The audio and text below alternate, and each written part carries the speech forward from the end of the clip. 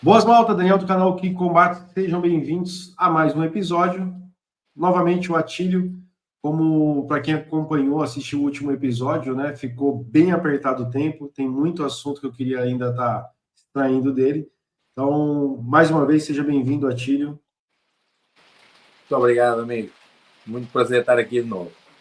Nós falamos muito sobre o mindset, né? Falamos sobre muito mais focado no pós, o após-lutador, né? A importância de trabalhar essa questão psíquica, né? Do atleta quando para com a sua carreira, né? Mas queria que você falasse também sobre o antes, o durante. Ok.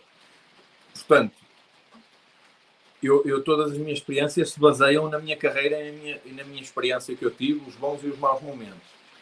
E a procura de conhecimento dentro disso. É importante para um atleta reconhecer que tem um período de amadorismo em que começa a amadurecer dentro da prática desportiva, pelo menos tem que passar pela teoria das 100 horas, não é? O atleta tem que se especializar e tem que ter no mínimo 100 horas de prática para começar a entrar dentro do desporto. Portanto, investir numa carreira amadora e a partir do momento, se essa carreira amadora é tipo uma oficina, um tubo de ensaio, se essa carreira amadora for minimamente positiva e tiver sucesso, ele pode pensar numa carreira profissional. Na minha opinião, acho que na opinião de todos concordamos que não faz sentido pensar numa carreira profissional se tu não tiveres uma estabilidade amadora positiva, não é? Exato. Porquê? Porquê é que eu falo nisto? Porque hoje em dia, e tu estavas a falar isso em off também, não é? Este pessoal mais novo, esta geração nova, não quer passar pelo período da aprendizagem, quer saltar quase do início logo para a parte profissional. O meio, o processo, é a parte mais importante de todas, porque o processo todo é onde tu vais perder, tu vais aprender, tu vais adaptar, tu vais ganhando ferramentas para quando chegares ao profissionalismo, tu conseguires estar estável e bem. E Atílio, quais seriam esses alicerces, esses princípios, essas bases que um atleta hoje começando deveria focar no mindset, não só na parte física? Como que tu abordaria isso hoje como tu aborda isso hoje com vossos atletas? Qual a estrutura a ser construída? Então, na estrutura que eu estou inserido hoje, como não assumo um cargo de responsabilidade, eu consigo ajudar muito neste acompanhamento verbal. Eu acho que o mais importante para quem começa é a consistência, a assiduidade. A consistência, a assiduidade. Que também é um desafio nos dias que correm hoje em dia. Porquê? Há tanta informação e tanto assédio da informação e do tempo a todo mundo, que o jovem ou o praticante, não interessa a idade, quando começa a treinar, não se dedica 100%. Portanto, eu, Atílio, neste momento, o que é que eu faço? Qual é a minha mentalidade? Ok, qual é a minha luta? A minha luta é matar um leão por dia. Como é que eu mato um leão por dia? O meu objetivo é treinar hoje. Fazer o treino, executar o treino de hoje. Ir ao treino hoje. Começar e acabar o treino. O dia amanhã, o outro objetivo é voltar a treinar. Então, eu foco-me num treino de cada vez. Esse foco de um treino de cada vez, esses baby steps, esses pequenos passos, fazem com que eu consiga desenvolver blocos de uma semana. Esta semana foi bem conseguida. Este mês foi bem conseguido. Este trimestre foi bem conseguido. O primeiro passo é a assiduidade. Se tu não tens assiduidade e tu estás focado em 1000 coisas ao mesmo tempo, tu não consegues desenvolver na parte específica da modalidade. Sim. Isso, pronto. Também tem uma outra dificuldade que são as distrações externas, né? A gente está falando aí de uma alta que quer trilhar um caminho profissional. Só que tem as dificuldades, né? Que são as questões pessoais, né? Trabalho, família, para muitos isso também acaba, de uma certa forma, impactando. E alguns têm uma certa facilidade de lidar com isso, outros não. E como que tu enxerga isso? Separar esses mundos? Prioridades. E o Marco Tyson falou aqui uma frase que eu concordo muito com ele, que é, eu também, eu não lido mal. Ele disse, eu lido mal com a indisponibilidade. E eu não lido mal. Eu, como sou mais velho, já deixo passar, mas eu não aceito a desculpa. O que é que eu quero dizer com isto, Daniel? quando eu ouço um jovem universitário, por exemplo, a dizer-me assim: não vim treinar a semana passada porque estive a estudar para os exames. Daniel, é mentira. Mentira. Eu fiz universidade. Ninguém estuda 8 horas por dia. Mentira. Ninguém estuda 8 horas por dia. Se ele estudasse 7 horas por dia, ele tinha 1 hora para ir treinar. Não é aquela hora do treino no dia que vai impedir que ele estude para os exames.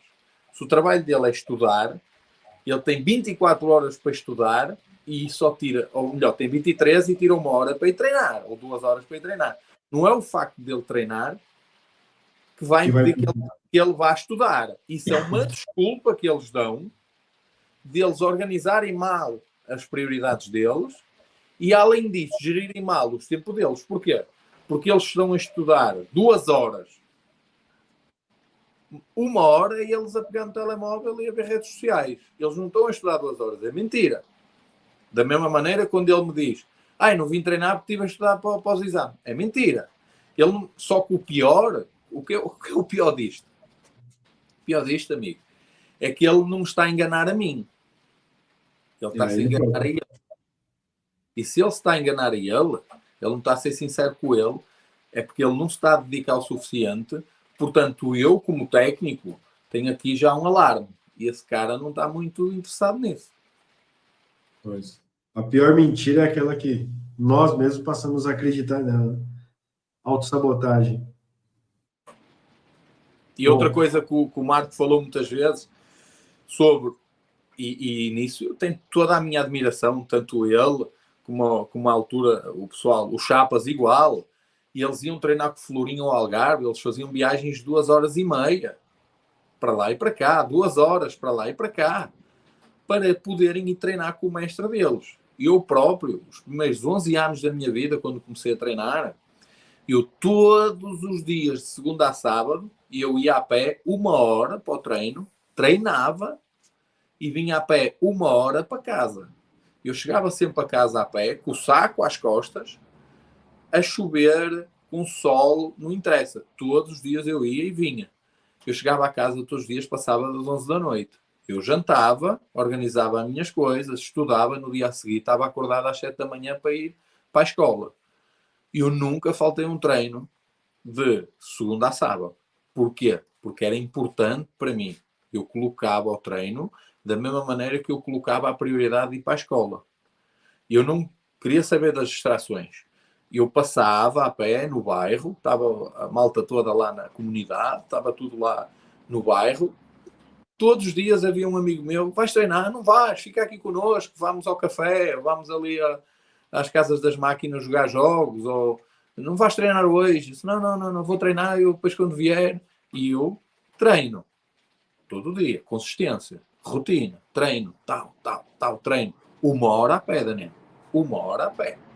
Fazia o treino, 1 hora a pé para casa. Eu tinha toda a desculpa do mundo para dizer assim: hoje não vou treinar.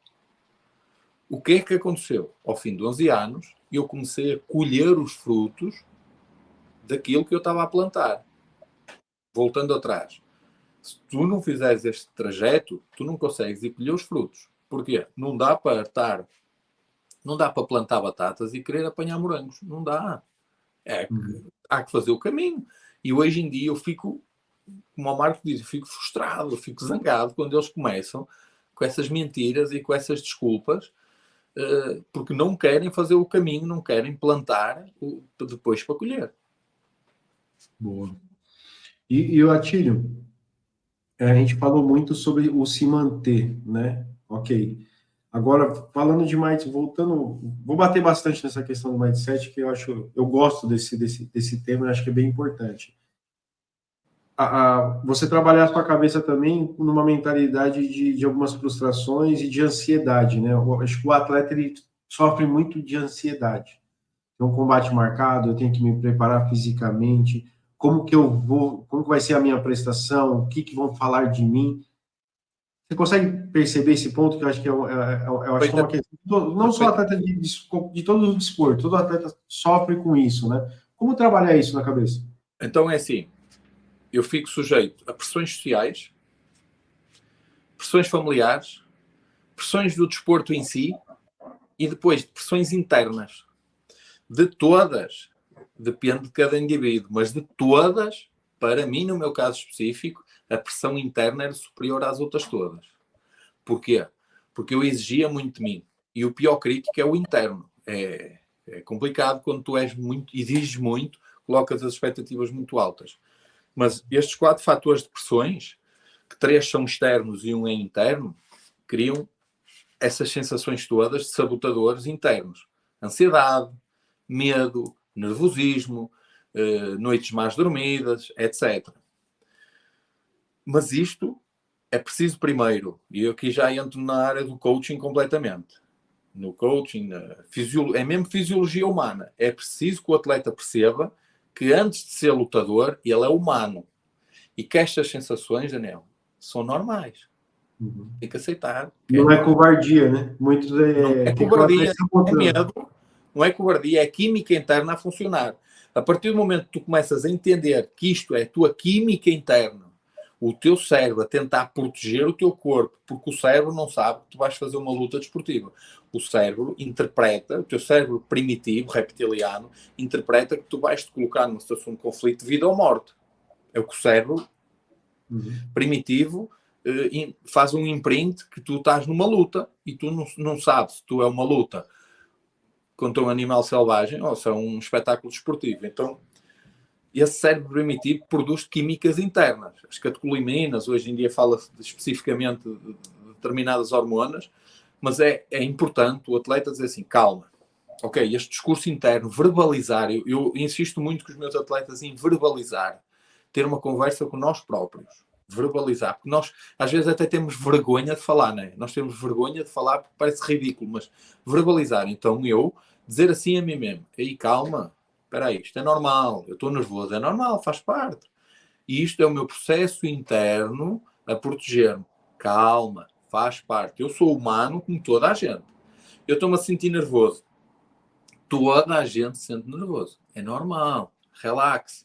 Eu estou-me a sentir nervoso, eu estou com ansiedade. Todos os grandes lutadores sentem isso. O meu adversário também está a sentir isso. Quando tu começas a pôr as coisas em perspectiva de normalidade, tu deixas estar lá em cima, estás ofegante. Então tu começas a baixar e a perceber que isto são... Quanto mais tu aceitares, quanto mais tu relativizares que isto faz parte, é normal, melhor tu começas a gerir estas emoções.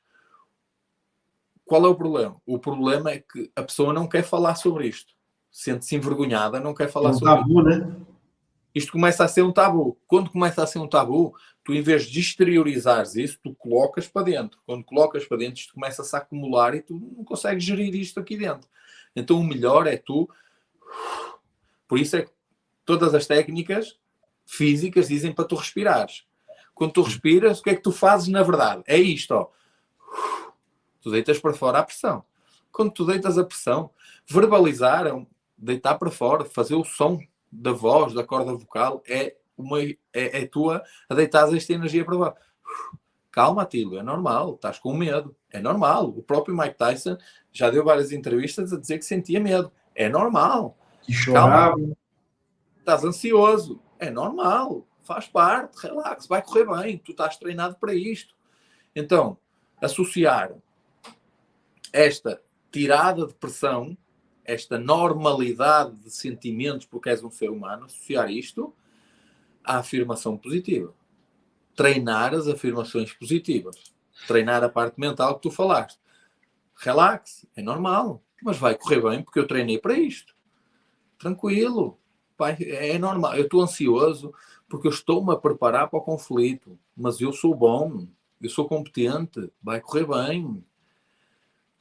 E depois aceitar outra coisa. Naquele bocadinho antes de tu subires, vais ter um pico de adrenalina. O brasileiro costuma falar isto, os técnicos, o adrenalizado. Está muito adrenalizado. É isto, o pico de adrenalina. Quando tu tens o pico de adrenalina, tu não podes entrar em pânico, não podes panicar. Tu tens de dar a respirada e ter oxigenar o cérebro. E teres o discurso positivo interno positivo. Não deixares entrar o discurso negativo. Ai, estou nervoso. Não, crazy agora. E ele está muito grande, é muito forte, coisa, a equipa dele é boa e tal. Ou seja, não deixar entrar os demónios. É Não, ele está forte, mas eu também sou forte. Ele é bom, mas eu sou melhor. Eu treinei para isso. Eu mereço isso. Esta verbalização interna, que hoje em dia, tu já vês o Cristiano Ronaldo a fazer. Há muitos cortes dele a falar com ele dentro do campo. Se eu não acredito, como aquela famosa dele, né? Se eu não acreditar que eu sou melhor nisso, quem é que vai acreditar? O Poitin, quando noqueou o Adesanya, está para entrar no último assalto e ele diz ao Adesanya: eu estou pronto para morrer aqui. Discurso interno positivo dele. O discurso interno dele a afirmar-se naquele momento da luta. Ele verbalizou. Ele deitou para fora. Verbalizou. Então, estas associações todas, este processo todo, treina-se. Daniel, treina-se. Ninguém consegue começar a fazer isto do nada. Isto treina-se. Como tu treinas um movimento qualquer. Autoconfiança. Tu treinas. Então, mais uma vez, eu vou buscar o gancho do treinador mental, do coaching desportivo de alto rendimento, que te acompanha, que te conhece e que no momento correto dá-te uma puxada para cima. Mantras positivos, ganchos positivos, movimentos físicos. Ou seja, isto já são técnicas físicas que te vão buscar ao estado do flow que tu pretendes. Mas para lidar com o pós, e depois é o tempo. Quanto mais vezes tu te colocares na situação, melhor tu ficas. Tu no primeiro combate estás em pânico, no segundo combate estás menos, no terceiro estás menos um bocadinho. E é um processo, é um flow. E tu começas a perceber que, calma, é só um combate, é só uma situação desportiva. Não é uma situação de vida ou morte. Não vai cair aqui uma bomba nuclear. Eu, se perder, a minha família vai mamar na mesma e as pessoas que me amam continuam aqui. Nada muda na minha vida. Isto não é um problema, isto é uma oportunidade de eu crescer. Eu vou repetir. A luta não é um problema. A luta é uma oportunidade de eu crescer, de eu ganhar, de eu conquistar. Ou seja, a maneira como tu olhas para a coisa muda. O discurso positivo é muito importante. Depois é ser treinado, é treinar. Mas fala pra gente, Atílio, nessa longa jornada, nessa carreira aí, conta um episódio aí que marcou ti dentro da luta. Eu vou dar... Eu, por acaso, não falo muito disto e gostava de dar mais atenção a isto, porque, mais uma vez, eu só posso falar de experiências minhas e de situações minhas. Não posso falar das experiências dos outros. Então, eu dou muitos exemplos pessoais meus. O meu maior... Portanto, as pessoas dizem que a minha melhor luta, o meu melhor combate, foi uma derrota. Eu perco um cinturão e esse cinturão foi uma performance. Portanto, o combate foram 5 assaltos brutais, tanto meus como do meu adversário. Mas foi-me atribuído a derrota. Essa derrota foi a melhor coisa que me podia ter acontecido. Portanto, eu aprendi mais com essa derrota, mesmo sendo uma grande prestação desportiva que eu tive, do que com todas as vitórias que eu tinha tido. Eu não sei se me estou a fazer entender. Sim. A derrota pôs-me numa evolução mental e de perspectiva que eu não tinha tido até ali na minha vida. Eu fazia... Portanto, eu treinava e entrava em determinado patamar de performance que eu achava que era o meu patamar máximo. E achava que estava bem. Esse patamar colocava-me numa performance esportiva positiva, agradável. Mas eu, quando percebi que essa performance não foi suficiente para o sucesso naquele combate específico, eu estava aqui e eu emocionalmente caí lá para baixo. Mas quando eu caí lá para baixo, eu tive o choque de realidade. O choque de realidade é tu começares a perceber que se calhar tinhas que ter dado mais um pouquinho. Aqui. Então, essa derrota fez-me exigir mais de mim, fez-me subir, fez-me profissionalizar mais, fez-me trabalhar mais, fez-me ser mais focado, mais concentrado. E essa derrota levou-me a um patamar. Portanto, se eu estava aqui, eu fiquei aqui. Eu caí, pau, mas depois subi para aqui, pau. A derrota que eu tenho no cinturão da Power Expo com o Rodrigo Xavier, que é um grande amigo meu hoje em dia, é um grande combate. Toda a gente me disse que provavelmente era o combate do ano. Na altura foi uma luta que eu ainda hoje vejo e fico colado ao ecrã. Levou-me, portanto, não foi mal. O que eu achava que foi mau, no futuro eu percebi que foi bom. Fez a famosa maturidade, faz a gente, Exatamente. né, É se desenvolver. difícil aprender com o sucesso, Daniel, sabes? É muito difícil aprender com o sucesso. A gente aprende com as cabeçadas, não é quando as coisas correm bem. Um exemplo disso, eu não que seja especificamente isso, usar como exemplo, que pode ter acontecido. Tu tem atletas que vêm em grandes organizações. Vou pegar um exemplo, José Aldo, um exemplo. Invicto, o Anderson Silva, invicto durante um bom tempo, e quando sofre uma derrota, acho mais o Anderson Silva, ele volta e não é mais o mesmo. Porque talvez tenha se acostumado, acho que a queda foi muito grande. E quando você vem construindo essa base desde cedo, de derrotas, e parece que fortalece mais o lutador, né? Não é que fortalece, eu acho que alguns conseguem lidar com a derrota, outros parece que tem uma certa dificuldade. Eu vejo que o Anderson Silva, no exemplo, não foi só o fator quebrar a perna. Sim, Acho que mas, psicologicamente ele não voltou mais com aquela confiança que ele tinha antes, né? mas o Anderson fez algo que as pessoas não têm noção. O Anderson acho que defendeu o título 12 vezes. Sim, isso é inquestionável, é uma Hoje em coisa. dia, tu vês, o título muda de mão a cada disputa, quase. E ele Uhum. defendeu o título. O que ele fez pronto. E ele também já estava a entrar na parte da idade. A idade física dele já o estava a pôr numa situação em que ele já não conseguia ter as performances que tinha, porque o corpo também não deixava. E eu, mais uma vez, vou-me reportar a mim. Nesse combate com o Rodrigo, o que é que vira ao jogo? Eu domino perfeitamente o primeiro assalto todo. Aliás, no primeiro assalto dá a sensação que eu vou noquear porque eu estou muito forte e houve algumas trocas e eu percebo que ele está meio abalado. Aliás, toda a gente pode ver esse combate no meu canal do YouTube. Está lá, título Power Expo, completo. Vou O deixar o áudio, link aí depois. no áudio, mesmo o áudio é afastado, tu ouves a pancada, pá, pá, pá, tu ouves as mãos a estalar, mesmo num áudio de gravado da bancada. Eu domino o primeiro assalto completamente. Eu domino o segundo assalto e no final do segundo assalto eu dou uma relaxada na corda, com as costas na corda. Quando eu dou uma relaxada na corda, ele coloca um uppercut. O uppercut entra pelo meio e conecta por baixo do queixo. A pancada foi tão bem colocada e eu mordi o protetor bucal e eu cortei o protetor bucal de uma ponta à outra. Imagina a porrada que eu levo. Eu cortei Radical. o protetor bucal. O que é que acontece? Eu fico tocado, né? Eu fico tocado, o combate acaba. Eu vou para o canto assustado com a pancada. Quando eu entro no terceiro assalto, começa a baixar e ele começa a subir. E ele equilibra o combate. O quarto assalto, ele está em subida e eu estou a descer. No quinto assalto eu volto. Mas essa pancada criou um efeito psicológico em mim de me resguardar. Sim. Mas isto é normal. Daniel, é normal. Mas é nestes momentos que tu diferencias o atleta do guerreiro. E hoje, cada vez mais, a nível de modernidade, dentro do desporto de luta, somos mais atletas e menos guerreiros. Estás a perceber o que eu estou a dizer? Sim. É o famoso Porquê? coração? Exatamente, por vários fatores.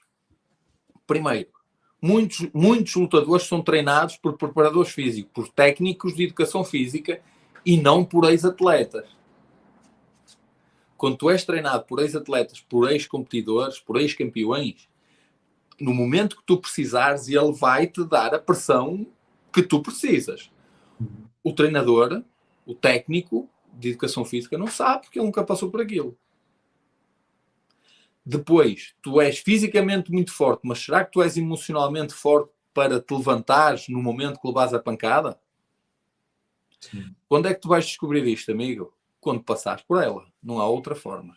Só quando fores posto à prova, só no calor, é que tu percebes se o chá é de qualidade ou não. Só quando a água aquece é que o chá é bom ou não.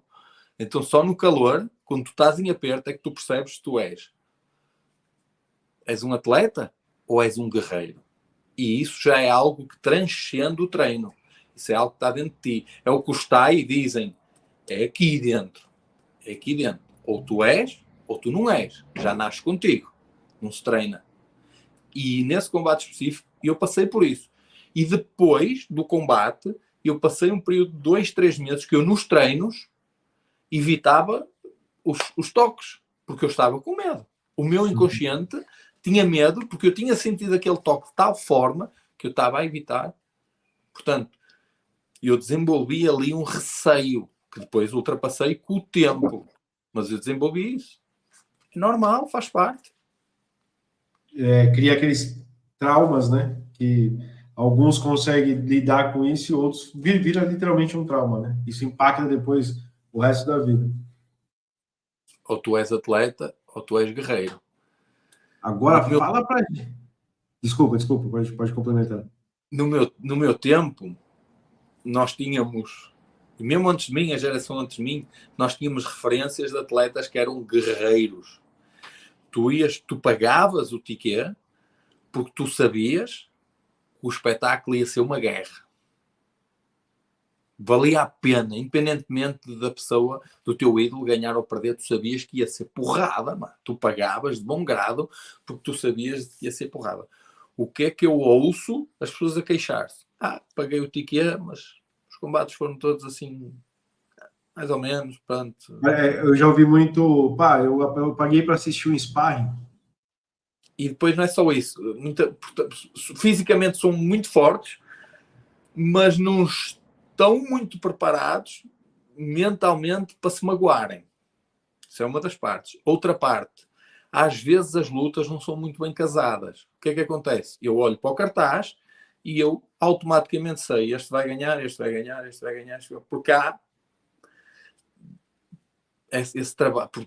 Por exemplo, voltando à parte do Tyson e do Marco, as organizações que o Marco faz, as organizações que os Chapas fazem, estão a subir muito, ali pela zona do Alentejo, está a crescer muito. Porquê? Porque eles casam muito bem as lutas. Sim. Eles equilibram muito bem o nível dos atletas, eles casam bem as lutas. Como eles casam bem as lutas, cada luta é um espetáculo em si.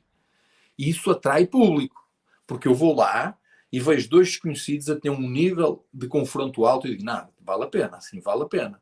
Agora, se eu chego lá, tem um indivíduo que eu conheço, que é o favorito, e chega ali, dá 4 pancadas, 4 sapatadas no adversário, o adversário tira-se para o chão, e eu não quero ver isto. Sim. O que é que eu quero ver como espectador? Eu, como espectador, quero ver o filme do Rocky. Eu, como espectador, quero ver a guerra, eu quero ver o atleta a cair, a levantar-se, a ser resignado, a não desistir.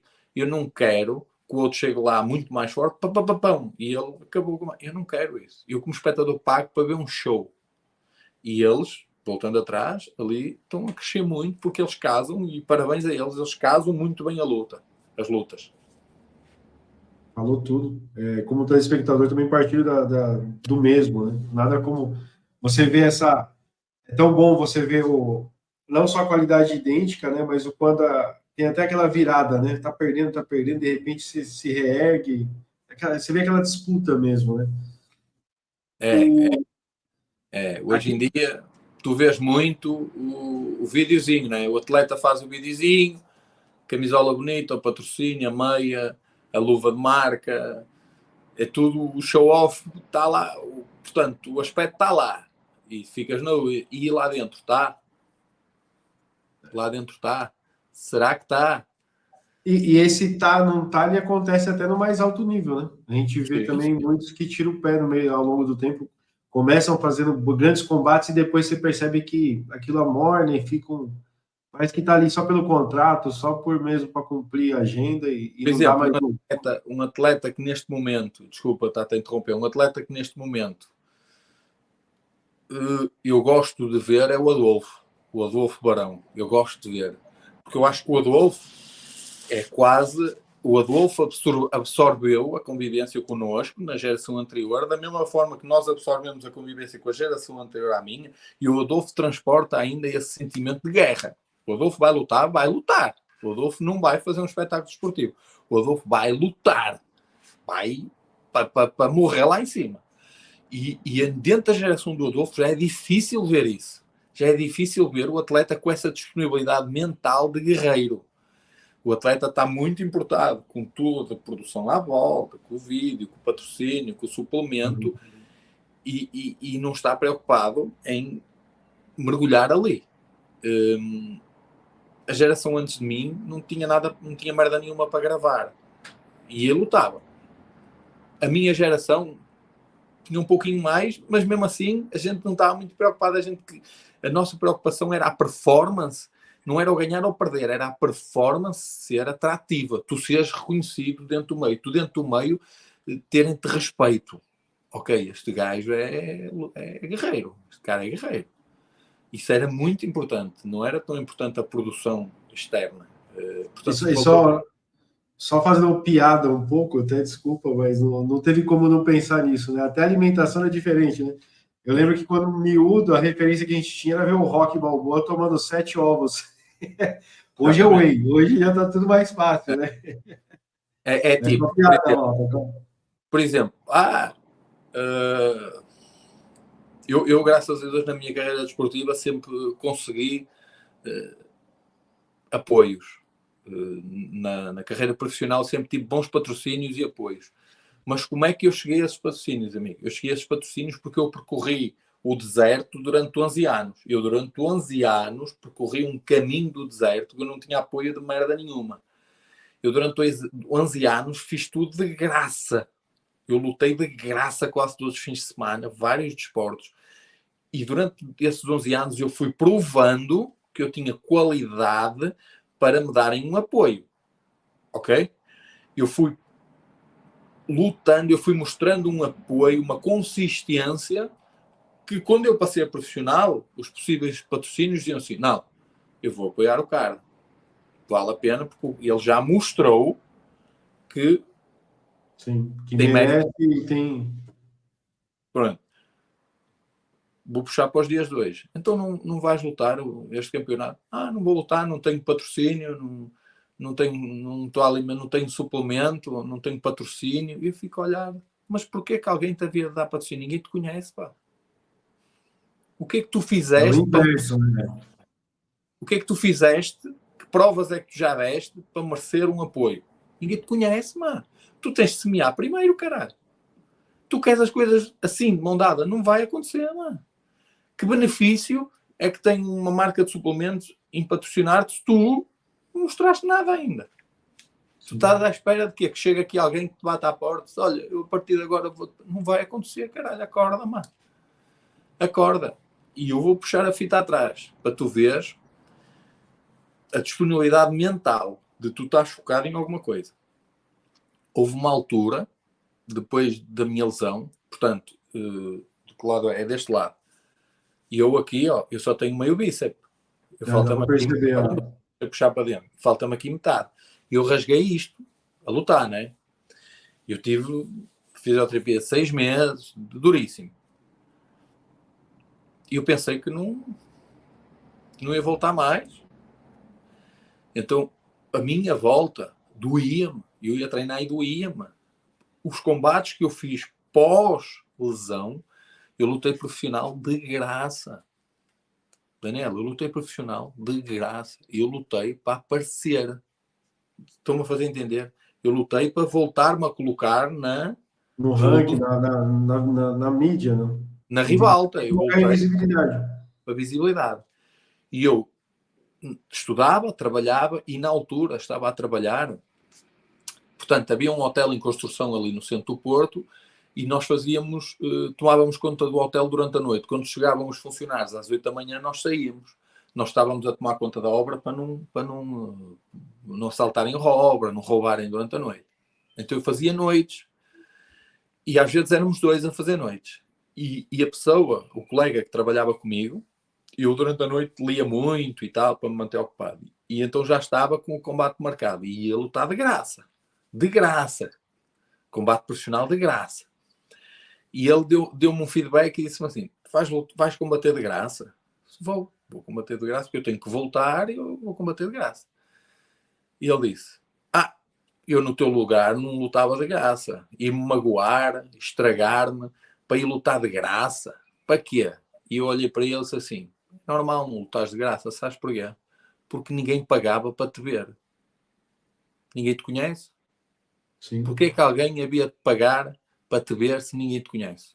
Não faz sentido isso. Pois, Tu tem que tens de provar. dar provas. Tu tens de dar provas. E eu, naquele momento, mesmo sendo profissional, eu tinha que dar provas que eu já estava bem, pós-lesão, tinha que voltar a subir a minha performance para depois ir receber o cachê. Mas eu fiz, acho que foram 2 lutas de graça, para me resgatar. Bem, eu já era profissional e eu tinha esta mentalidade de primeiro apresentar resultado para depois ir buscar. E ele, que nem amador era só praticante, achava que para lutar tinham que lhe pagar. Isto é de uma arrogância.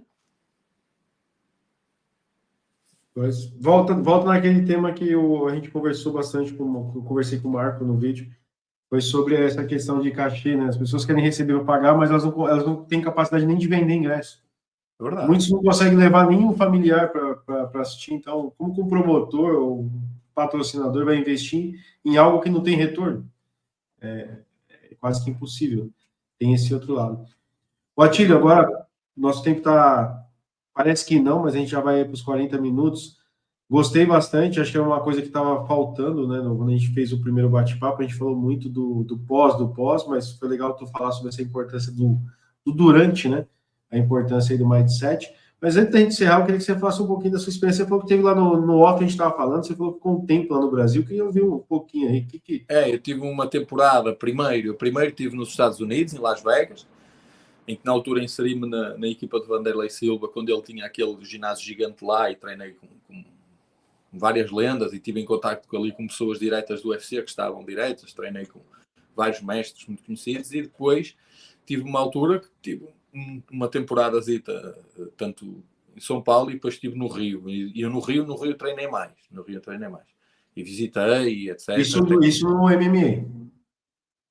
Isso no MMA, embora a minha especialidade sempre fosse o strike, eu sempre tivesse mais aberto ao strike, mas foi quando o MMA estava a estourar e eu estava a entrar no MMA, depois acabei por fazer 2 lutas, 2 derrotas, porque na verdade eu não tinha formação nem competência de chão nenhuma na altura, mas não era só eu, éramos todos, porque era uma coisa nova para nós. Éramos pioneiros. E o que é que eu me apercebia? Portanto, primeiro choque de realidades de Brasil e Estados Unidos. A infraestrutura nos Estados Unidos é muito boa, no Brasil não tem infraestrutura. Mas a vontade que o praticante brasileiro tem é gigantesca. Tem muita mão de obra, né? Tem muito material humano no Brasil, né? Portanto, voltando ao que eu falei agora, cada praticante que eu via na comunidade era um guerreiro. Ele estava dentro da guerra e ponto. Era um guerreiro. A resumo que eu posso fazer é: eu não vi treinadores melhores que os portugueses. Não vi. Eu vi infraestruturas melhores nos Estados Unidos, eu vi muita vontade no Brasil, mas eu aqui em Portugal consigo reunir um bocadinho das duas coisas. Nós temos algumas infraestruturas boas e temos alguns guerreiros. A grande diferença, e voltando àquilo que nós falámos em off, é nós valorizarmos muito o que está lá fora e não valorizarmos o que está aqui. Nós não nos vendermos, nós não nos promovermos, nós não apostarmos em nós, porque nós temos grandes valores, nós temos treinadores super competentes, para mim são referências, e eu já trabalhei com os caras lá fora, e os de cá são melhores. É aquilo que tu falou, né? Muitos investem muito dinheiro ou tempo indo para fora e às vezes aqui dentro de casa, muito próximo com um colega do lado, você tem uma infraestrutura. Né? É verdade. Tiro, eu queria agradecer. Obrigado mesmo. Obrigado. Bom, já fica aqui tem um spoilerzinho, né? Em off aqui, a gente está tramando algumas coisas, mas vai ficar aí em breve. Né? Voltamos. Obrigado, amigo. Abraço a todos e continuem fiéis ao canal, subscrevam e subscrevam também o meu canal do YouTube, o meu Instagram, Atilo Gladiator Coelho, tem lá muita porrada para vocês verem das antigas. Boa. E não deixa de me enviar o linkzinho da luta que tu mencionaste aqui no vídeo contra o Thiago, salvo não me engano. Não, Xavier. Xavier, pronto, me manda que eu vou deixar o bannerzinho aqui para a malta tá acendendo com mais facilidade. Vou enviar já. Valeu, abraço. Obrigado, um abraço.